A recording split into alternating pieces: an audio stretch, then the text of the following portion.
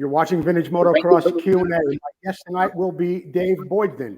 Dave's a man with a long history in the sport of motocross. And back when the 90s rolled around and we had something called Vintage Motocross, Dave got very, very involved, not only as a racer, a promoter, and a coordinator, but he also sold us a lot of parts through his company, AMS, in Arizona. Tonight, we're going to be talking about something else that Dave has a lot of experience in, and that's the Mecum motorcycle auction. We will be right back with Dave Boydstun.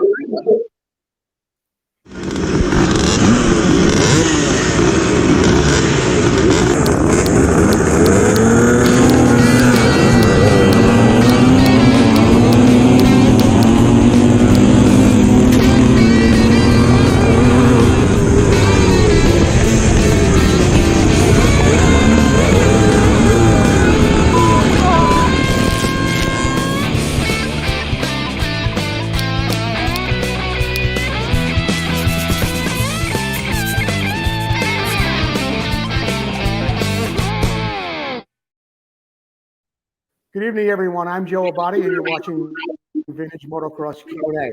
I want to thank Jordan, Chelsea, and Susie who helped me put the show together, and thank you, the viewers at home. My guest tonight was supposed to be Jared Meese. We had a cancellation at the last minute, and it really worked out for the best. I called my old buddy Dave Boydstun.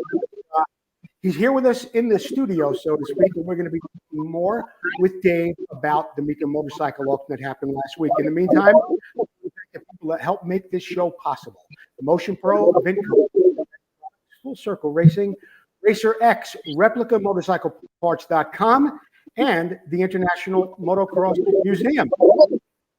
Right now, we got to welcome our friend Dave Boydstun. Dave, are you there? Yes, sir. How are you tonight? I'm doing just great, Dave. Thank you for coming in on the spur of the moment.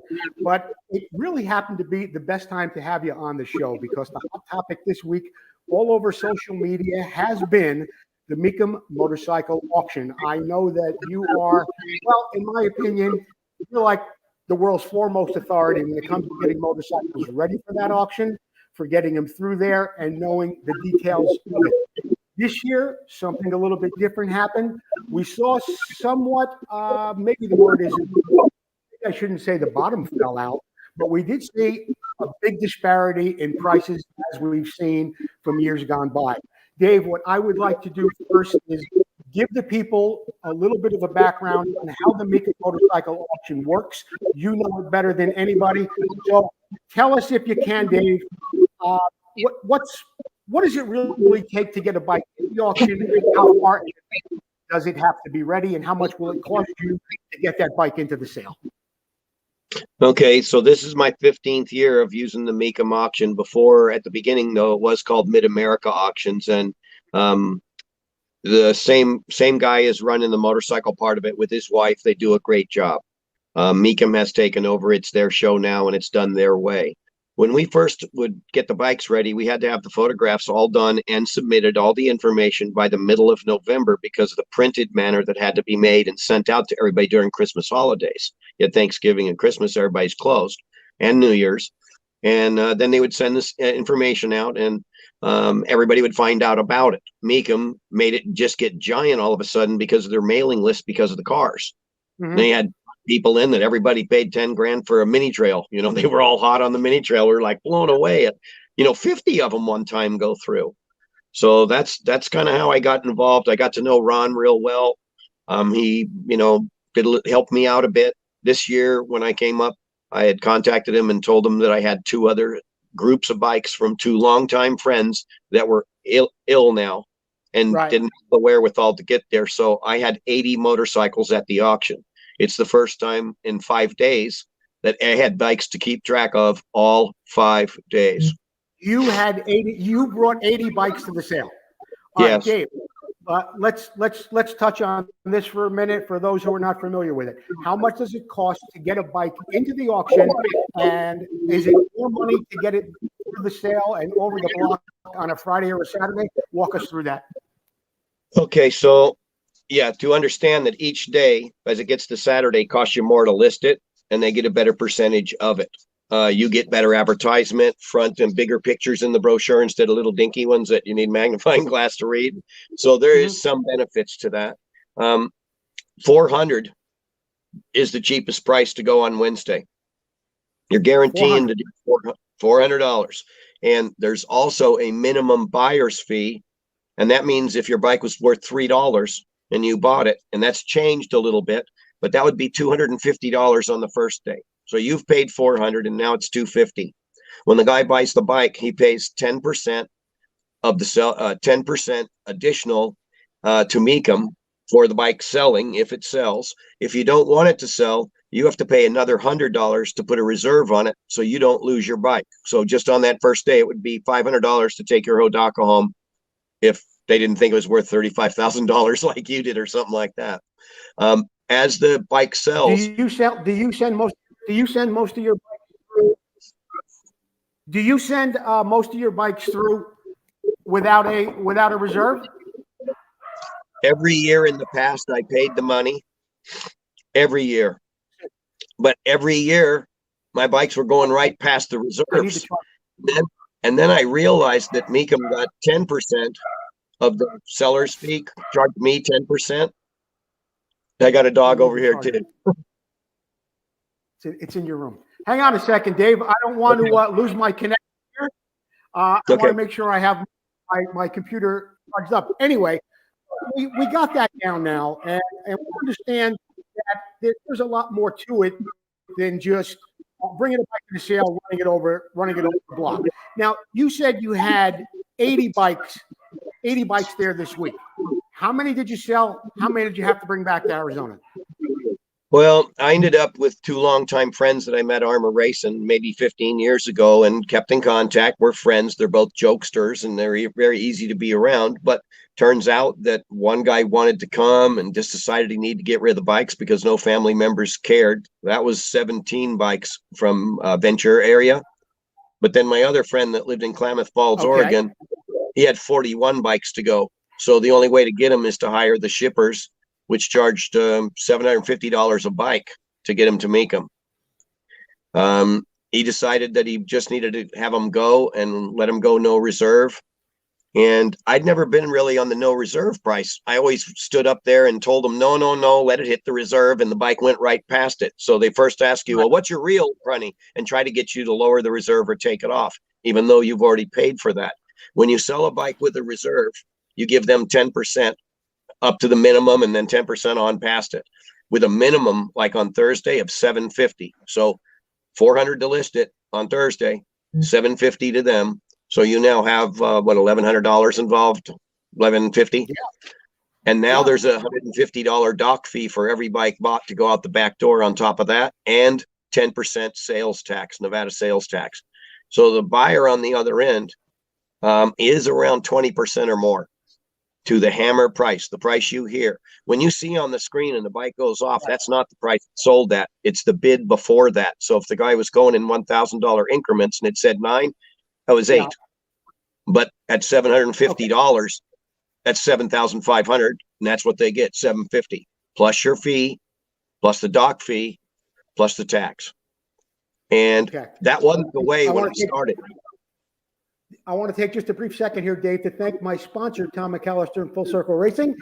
He's got a Black Wheel special going on for just $775. Send Tom your hubs. He will bead blast them and powder coat them. He will give you new spokes, new nipples, lace, and everything ready to go. $775. That is from Tom McAllister at Full Circle Racing. Dave, after you sell your bike, how long do you get a check from Mecum? Or do you look at it with that money? Well, right when Mecum took over from Ron, who was a much smaller operation, really 2 key people and about 12 main workers, they were all in one big room. But hell, he's got 2 buses full of workers that come to show this thing, because moving this many bikes is a real logistics nightmare, and keeping them in order and all that. So he has little iPads that scan the bike as it moves and moves through the lower door, then up to the upper door. So they know where the bike is at all times by the little thing they put on each bike. I ended up with 80 total bikes that I owned, 21 of them. 2 of them were friends. One was Jimmy Sutton. You've heard of that name. That's the guy who builds all the engines on all my bikes. And finally, I got him to build his own bike, and he never thought a bike could sell for that much. So he's happy as can be. It sold on the last day. Another man came to me for a bike that he bought from a kid who had stored it 10 years before and never finished it. 135, 75, 360. It was beautiful. But I just looked at it and it had like 25 visible things wrong. And I made it run for him, put an ignition in a new carburetor, run it, and got it to run. He went and rode it one day and came back. It doesn't run that good and it's really hard to start. And I said, that's the choke lever right there. And he had left the choke on. So the bike probably runs fine, but he just wanted to do it. You know, he's like 80 years old. So sold his bike and that, 21 of mine. And so each year I come home from Mecum and Sunday morning when I get home, I wake up, I go down to my storage shed and pull 1 or 2 bikes out and start the restoration then. I'm all enthused. I've done well, not this year. Not this year. My question was, Dave, so the viewers at home get an idea. How long after you sell that bike or that sale is over do you actually get the check? Okay, so at the beginning, Ron, because he was a 2-man operation, him and Sandy, his wife, they had to get back to Wisconsin, do the paperwork, and you'd get it within a week. But when Mecum first came in, hell, you could see the bike sell and go over and get your check and walk out of there. But he stopped that when the bike thing got bigger and bigger and bigger, and there wasn't enough girls to manage the paperwork. So now it's about 7 to 10 working days. And I don't know if they have another auction until March when they come to Phoenix. And they just came from, 10 consecutive days at Kissimmee, Florida, and did $275 million, the world's largest dollar value auction ever happened. Wow. So you can see that he sold a Ferrari for 23 million down there. What's the commission on that one? So at 23 million, I don't believe all the bikes at the auction sold for that much. No, I don't think so. He's so used to dealing with so much money. I just wonder if he's not trying to figure out how to get more money out of the motorcycle thing to make it live. But I just think that it's not going to work in his favor in the long run, because how many times can you go there and find out your bike sells for 30% of what your value is? Yeah. I have never had a bike go below reserve in all these years, and I've always just paid for it, you know. This year, I thought, I'm confident of my stuff, and I wrote down a number, and when I came home, it was 1/3 of the amount. And, you know, I can't handle that. I'm a one-guy operation with Jimmy helping me, and I can't handle that. I work on this from the day I get home, and by mid-November, you have to have them all done. And then you take all your photos, write your stories, and submit them. Chicago Jerry. Without him, I couldn't do this. 5 years in a row since the numbers got up on me instead of 4 or something like that. He just showed up a couple days before. We rent the biggest U-Haul. Jimmy pulls his enclosed trailer behind it. He's got a truck. I got a truck. And that's what I could bring personally. The stuff from Oregon came through the shipping company, and the stuff from California, he did the same thing I did, and he just hired a guy to take the truck out there one day and fly home. So that's how I got them all there. Logistically, I'm telling you, you can't keep track of your own stuff. Yeah, it's got to be difficult. Dave, I got to take a quick break to hear from our sponsor, Vinco. We will be right back with more from Dave Boydstun. Vinco, who already has a full line of vintage parts, now has air shocks that are an exact duplicate of the original air shocks so popular in the late 70s. So whether you're looking to build a full racer or museum showpiece, these shocks will give you that incredible 70s look and improve your bike's performance. These new air shocks are fully rebuildable with Vinco rebuild kits, and all shocks are hand assembled in the USA with all new components. Every component is brand new. Just like the originals, our air shocks are adjustable with 2 chambers, high and low pressure, giving you tremendous flexibility for settings of your bike suspension. The Vinco air shocks come fully assembled and ready for installation. Just add air or nitrogen. The kits include the manual and spacers. Visit Vinco.com to check out the air shocks and all that Vinco has to offer to help you get back on track and to keep that ride going.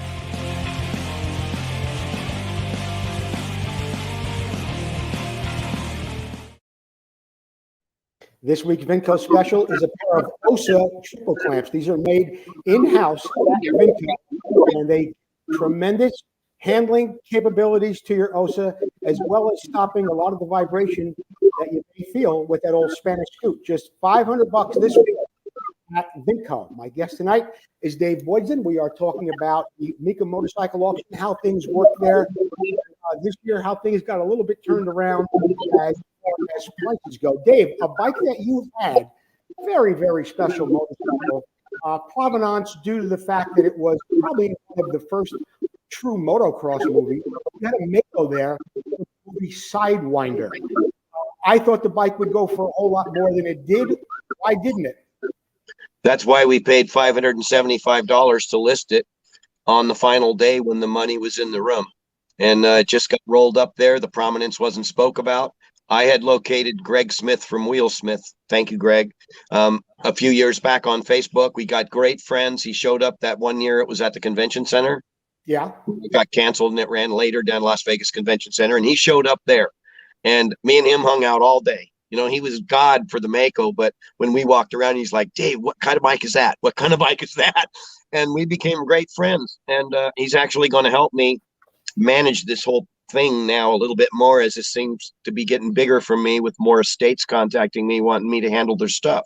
Dave, while I'm thinking about it, and I hate to interrupt you, but will you get me Greg Smith's phone number? He would make a fabulous guest on this show.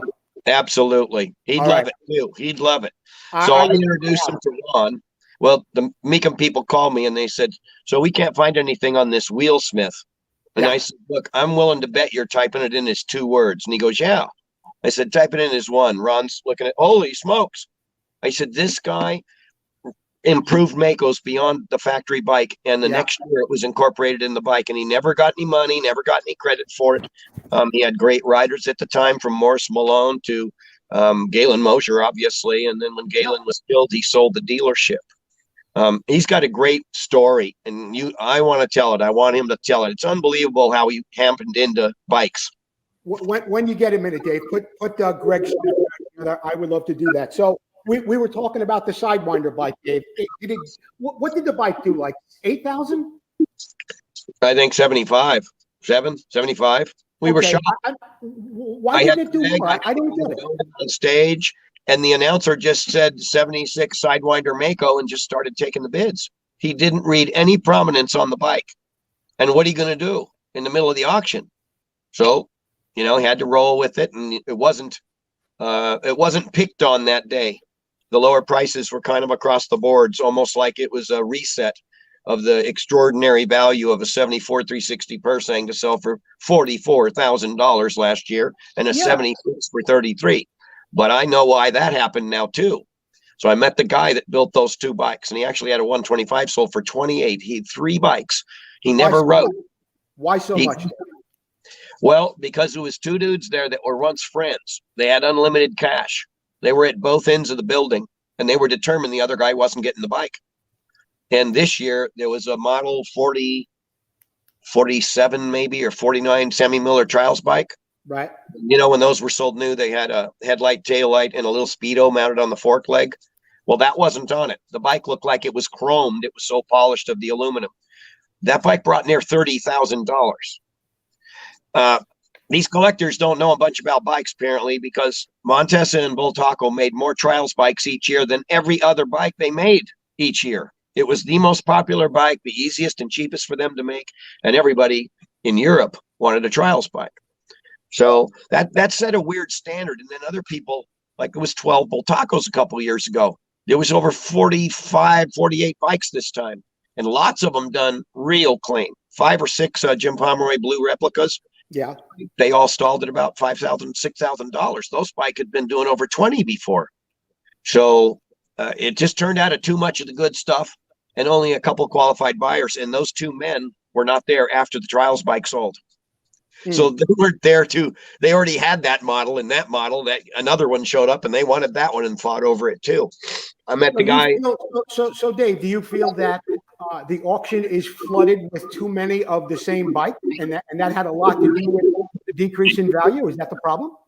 Yeah, I think so. Plus it's got a lot of junk, you know, bikes that should be at a swap meet, not in the auction, but that's how the people chose to sell them. So that's their option. But I think that Mecum needs to be more selective and evaluate each motorcycle and have quality machines all day long. It became, you know, when you saw 12 bikes in a row coming up with no reserve, it was a good time to buy something because they weren't going to bring much money. Do you think you have someone's ear there at Mecum that you could maybe get that information to penetrate? We had a really long conversation Sunday morning early before the offices, and he I'll just say yes, he believes that it's a bit messed up right now. And he's the one who knew all these sellers for 20 years. And, you know, it's not like this one auction that's run over here. So I don't know. Mecum bought the auction and from the guy running it and kept him running it for the front man because he had the knowledge of motorcycles and he didn't have knowledge and he was going to have to hire someone. He had hired Gavin Tripp. Remember Gavin? And then Gavin got killed. I remember Gavin very, very well. A man I had a lot of respect for. We have the USGP in this country because of Gavin Tripp. A fabulous gentleman. Gone too soon. You know, Sure. Superbikers was Gavin Tripp's thing too. Superbikers. And Motorcycle Weekly magazine, the competitor for Cycle News, and it showed us what happened in Europe. That guy, he was lost, man. I mean, he swerved off the road, went off a cliff in construction zone down by where he lived, and the car burst into flames. Yeah. So sad. What a nice guy. What a nice guy. It was sad, Dave. Let me ask you this. You brought up something a little bit ago where you said the day after that auction, you're back in one of your storage sheds again, pulling bikes out, getting them ready for the next year. This year you had 20 of your own motorcycles there. Being in the business, I know what it takes to restore a bike, to even refurbish a bike that's nice, to get it ready the way you get it ready for an auction.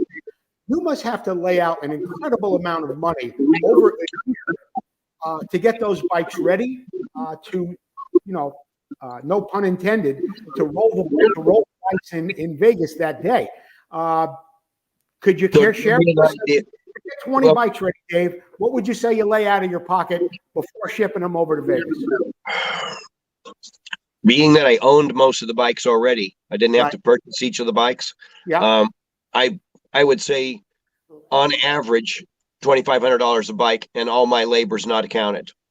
And so when I come out of there, I always have written down what I think I'd make if it all sold at reserve, and then what I think the market would be. I've always ended up right in the middle of those two numbers, and some surprised the crack out of you. You know, I had one bike online for $6,500 and the damn thing brought $1,850. I was like, what?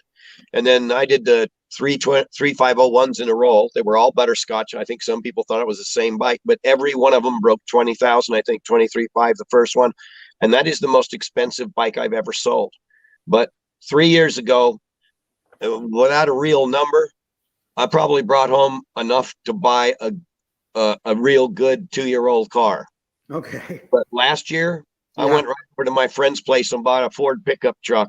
I was tired of that 2-door thing. I got me a 4-door and I bought the girl at my time. I bought her a Chrysler 300, and I went out and bought a 52 Chevy pickup. Well, so I never expected that kind of money. Never expected. And then so the next year, I doubled it with the same number of machines, and I couldn't believe it. And then this year, a third of it. So is the market saturated? Is the auction very loud for senior people to be in? And well, it is that. Is it crowded with too much stuff that should be at a swap meet? I don't think anyone will disagree with you with that. Are the fees too high for a guy who does 2 bikes a year to go there?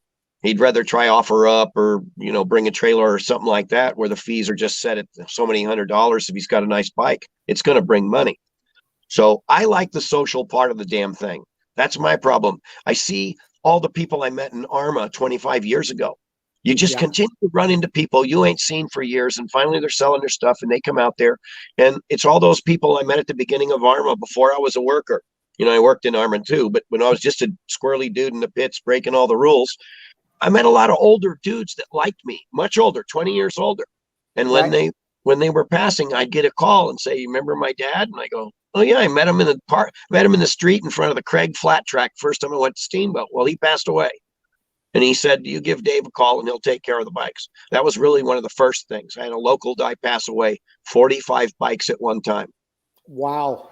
I didn't have the money for it. They financed me and gave me a killer deal. I paid it off, and immediately anything that had a disc brake on it or a radiator, that thing was out of here as quick as possible.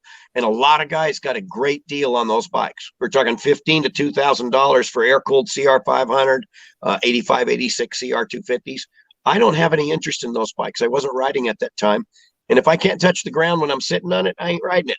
So it's all over the place, and there's no rhyme or reason. Like you said, Vegas is a gamble, and I got caught 1 year before. One of the first years I did good, our friend Sean Culp, Yeah. He took this Husky dripping oil that he found in Tucson. I mean, $500 core maybe. Bike brought $6,500. There wasn't a person in the room with their jaw to the floor, but someone was there from Europe, and they were coming home with one of them bikes for a customer so that guy could restore it. Yeah. You know, another $1,000 to get it home. This guy's commission, obviously there would be unlimited money. Mine that I sold brought $10,000. It is the frame by title. I have it. That was issued to Lars Larson from Sweden to ride the 71 Trans AMA 500 support class. In history, he won the first 5 races, got second in the 6th one, and didn't ride it, and was a champion. But the people say, well, wait a minute, his bike's in the museum. Yeah, it is. How could it be here? Because the only part I have is the stock swing arm and stock frame. You can just see it when I got it. It was a total original frame, and they stripped the engine and they put it in one of Hallman's titanium frames. And AMA the first year didn't know nothing about nothing. Well, maybe not just the first year, but they outlawed titanium. And the bike ended up going in the AMA Hall of Fame forever. Number 91, I think, is the number on it. His tech stickers are on it. But also back then, the Husky, you could pull a motor out and make it a 400. So wherever the Interams or Trans Am went, where Lars went, he always rode the support class because he could win that. And that looked good for Husky. And then he'd switch it back to a 250. So they said, there's no way it's a real bike. I said, I have the documentation for it from Sweden to Edison Dye, that this is bike exactly for that series. So, but people don't believe that. And when I try to give that information, I can't prove it. How do I prove it? This piece of paper looks like pretty good proof, but they don't take that. You know, I guess there seems to be some mix-ups with something there.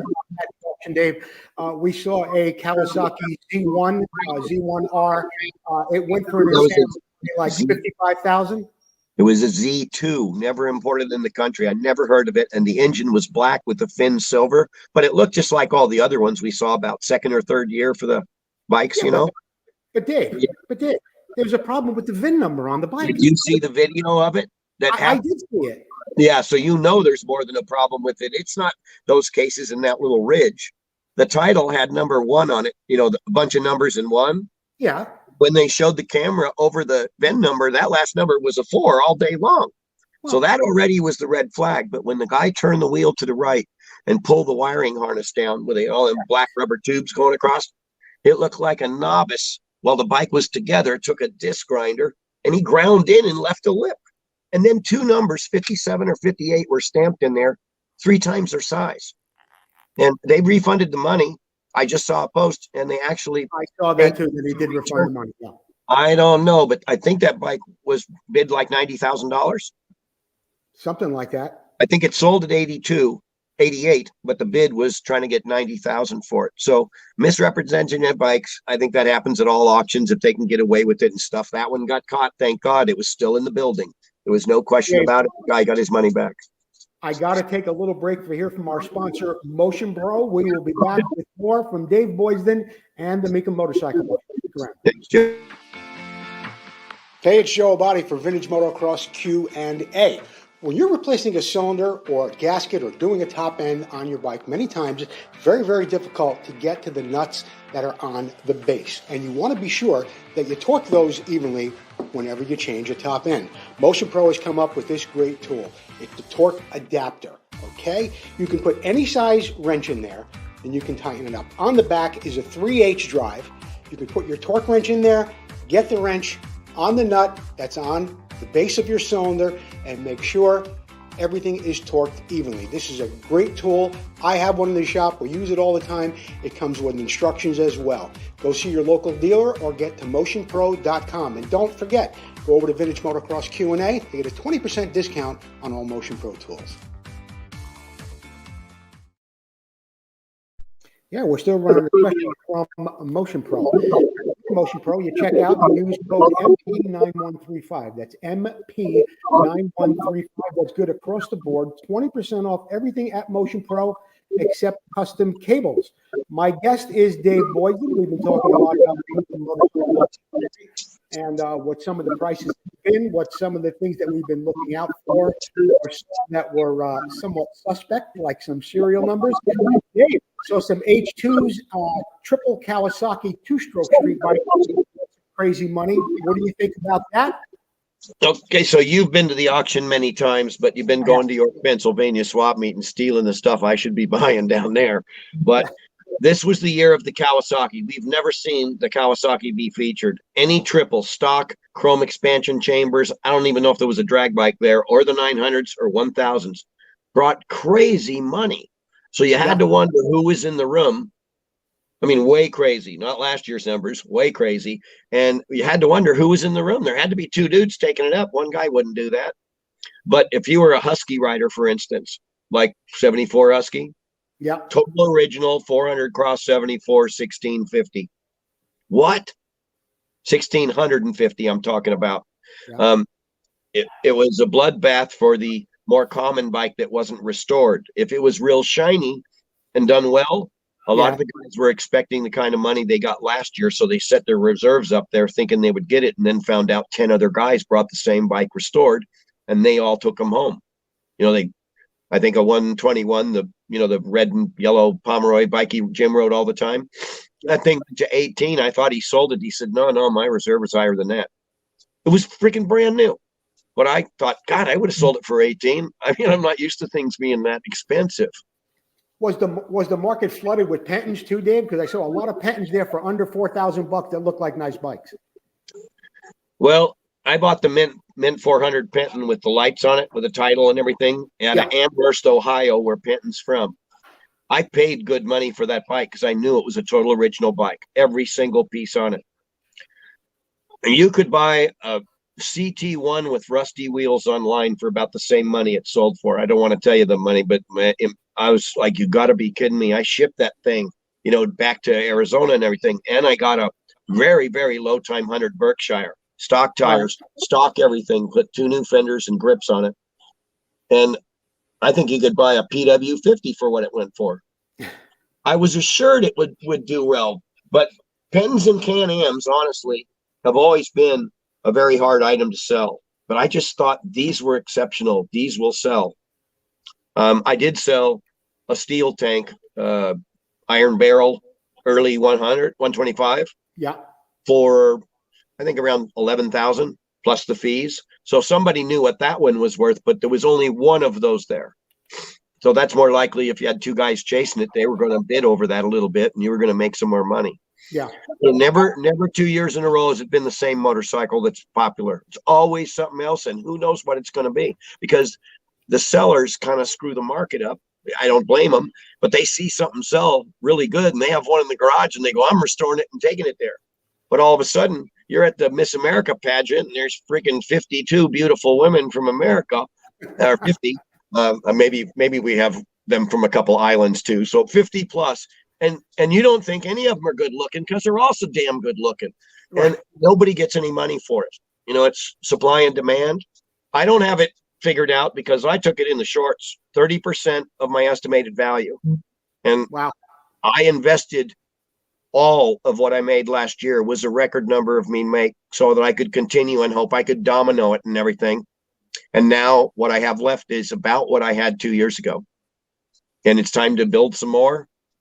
Now, I committed to a swap meet space at York, Pennsylvania next year, and that'll keep me away from doing this. And maybe I'll look at things a little different, in this year instead of doing 20 bikes.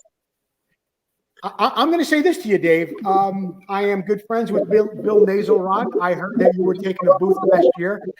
I've been there the last 3 years, and I'm going to go next year as well. Last year, I saw a lot of people wheeling out a lot of bikes. I didn't see as many people wheeling out bikes this year. I did hear people saying they don't have the cash that they had the year before. I did see a couple of YZs, a 76 YZ 125C that was sold by Brian Fedigan. He sold it for $6,000. I thought it was a $10,000 bike all day long. And there were a few other surprises as well. Maybe you just being there will keep you out of Vegas, and maybe, you won't go so nuts being in New York. I'll be there, and if you need some help ahead of time, let me know, because I usually go out a week before, and I could be your go-to guy there if you needed some help with anything. But it really Yeah, does shock me after all the years that you said you've been to Vegas that you will not go back next year. I'm going to have to take a year off. If this happens again, I'm going to get a job for somebody at 70 years old, and I don't see that happening. So, you know, the price of a bike, the price of a bike, who knows what it's worth? Is it worth $28,000 for a Bull Taco Trials bike? Not to me, not to you, but to those two individuals that have unlimited money. He's leaving that bike. I think it's great that he bought that rather than an MG sports car or something. You know, he's in the motorcycle part.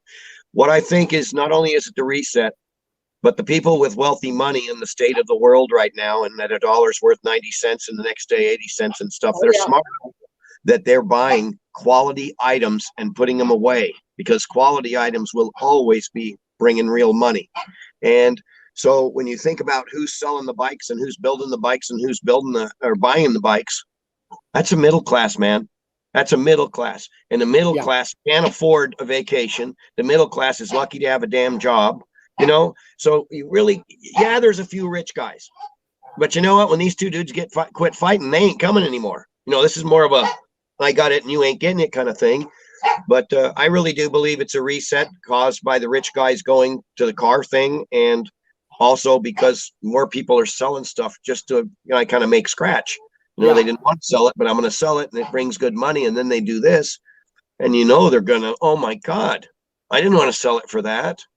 So, I don't have a crystal ball, but I have listened at the auction. I love to talk to people, and I love meeting new people and hearing their story. And I'm from 80-year-old, well-to-do businessman to 25-year-old kid, doesn't know anything about bikes, with his eyes wide open with his dad. I just love to see them. I love to see them light up when they see this weird thing. And then I like to walk around and point out how weird each engine is that they didn't even notice and stuff. Yeah. And that's what gets him hooked in the long run. But without sellers, you don't have any buyers. It's an electric environment there, Dave. And even if you're not going to buy or sell, I would recommend anybody go there just to get that experience, to see what it's actually like.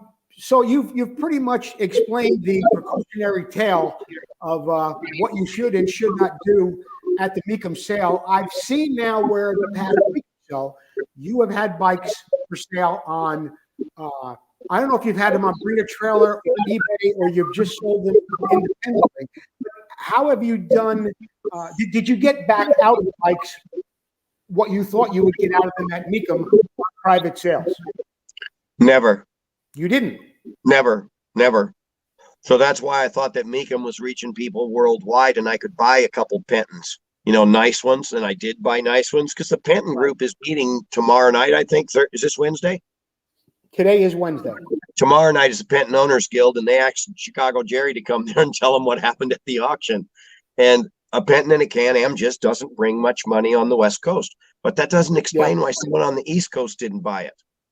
But again, I think it's the middle class is so affected by the downturn in the economy that they're more of the seller than they are the buyer. And those machines go to that group of people with that kind of money, the guys that race vintage motocross and stuff like that. So I don't know what the fix is, but if you keep turning up the stereo, I'm going to come in there with big plastic earphones on me, plugging it up, and I'll read a tape of what you're saying, because it absolutely, by Thursday night, they wanted to go out. I didn't go. I was there to go to the Hall of Fame. I said, I can't go, dude. I feel like crap. And if something's really wrong with me, like COVID, I'm a non-vaxxer, by the way, and I'm never sick. Well, it took my ass down 3 days ago. I feel pretty good now. Little hoarse from the razor blades in my throat, but my ears aren't running and my nose ain't running. So I'm already past it. You actually sound a whole lot better than you did this morning. Dave, I'm going to take one more commercial break. Then we're going to be back to wrap it up with Dave Boydstun. And you know what, Dave? I want to talk to you about AMS and see what's going on. See what's going on at AMS. You always got a lot of good stuff for sale there. We'll be right back with more Dave Boydstun. Motocross struck America, coming from Europe like a lightning bolt, striking the hearts and minds of people all across the country and the world. Battles of intense racing and cutting rivalries with loyalty to brands and heroes intensified as years of blood, sweat, and dirt flew through the minds of those memories of champions as they wrestled their machines through almost impossible tracks. But where are those past champions? And where are their bikes? Terry Good, an ex-pro motocross racer, has made it his life mission to honor these heroes and the bikes they rode to stardom.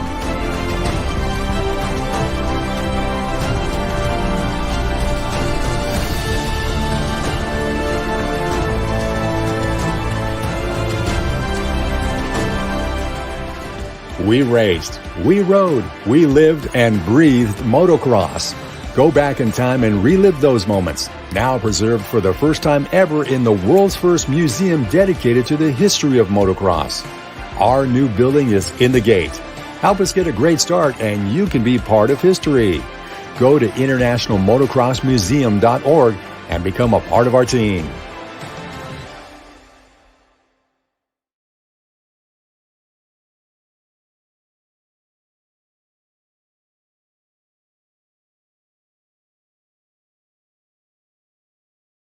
In the next couple of weeks, the managing director of the International Motocross Museum, Stuart Sobek, will be guest here on Vintage Motocross Q&A. So stay tuned. Stuart Sobek. Hey, Dave, what's happening at AMS? You got a lot of parts there for sale yet? You're still selling a lot of goods?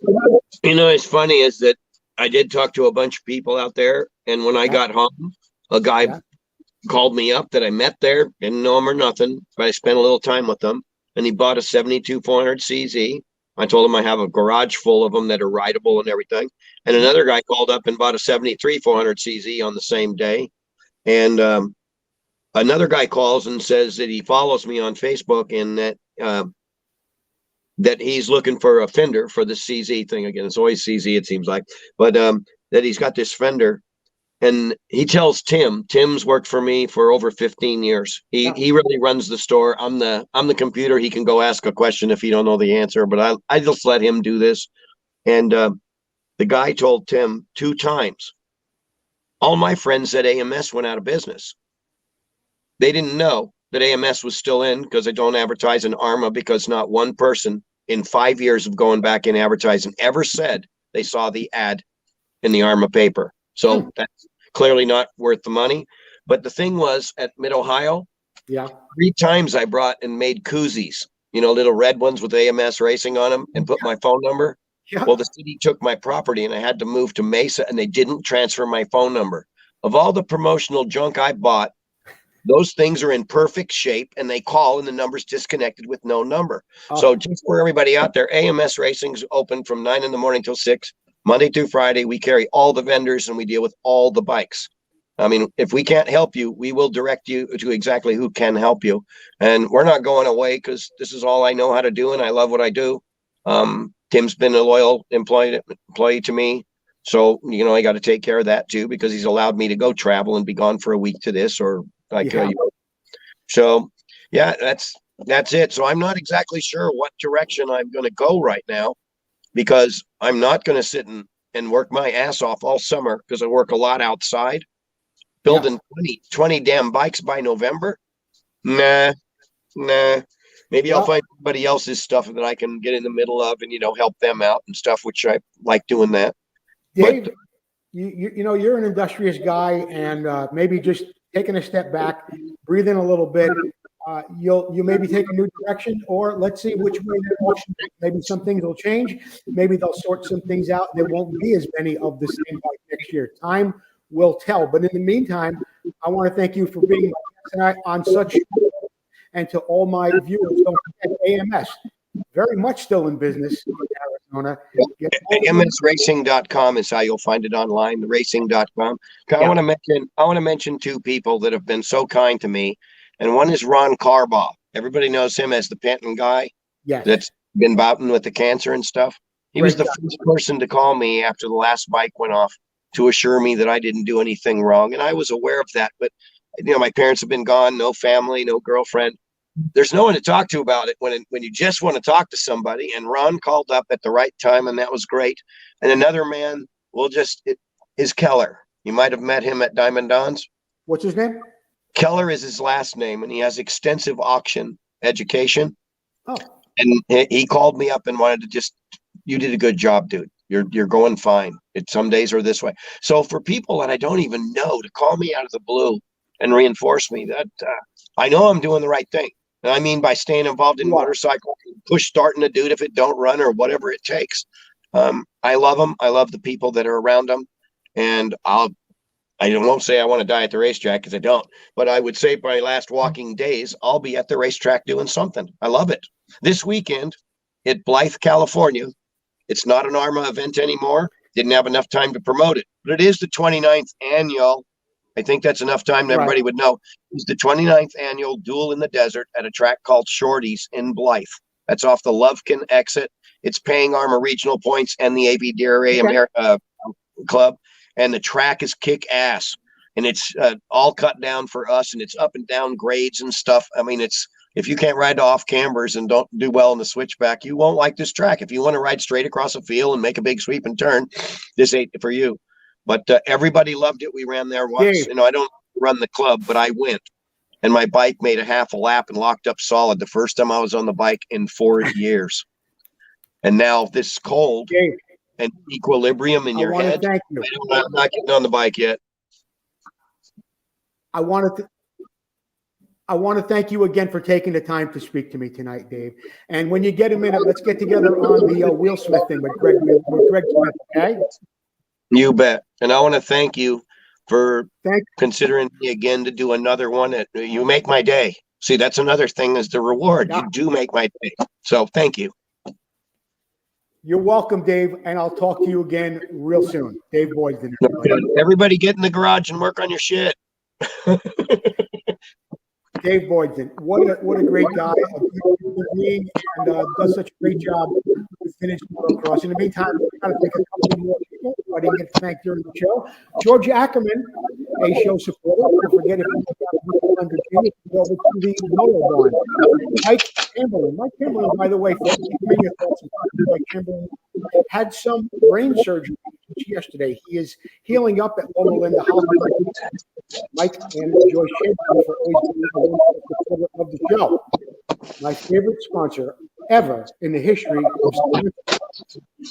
ReplicaMotorcycleParts.com. Paul Parkinson Sr. doing a good job across the board on everything that has to do with motocross bikes. Of course, his big seller right now, the pickle silencer for the 375 and CR250. A lot of other great stuff. Now, Parkinson Senior Shop and Replica Motorcycle. Sure to look them up online. You know, thank all my sponsors. You know, it's a long time too, keeps our name out there all the time. It's Racer X. If you want to be a vintage motocross Q&A, get a hold of me. I'll get you a sponsor package, and you can reach all the people that we're talking to on the show. In the meantime, I want to thank George, Chelsea, Susie, everybody that came to help put the show together today, and you, viewers at home. Don't forget Stuart Sobek, director of the International Motocross Museum. We're going to have one heck of a conversation with him. He's going to put us up to speed on what's really going on at the IMM. Thank you for joining me. Thank you, Dave Boydstun. We'll see you next time on Vintage Motocross Q&A.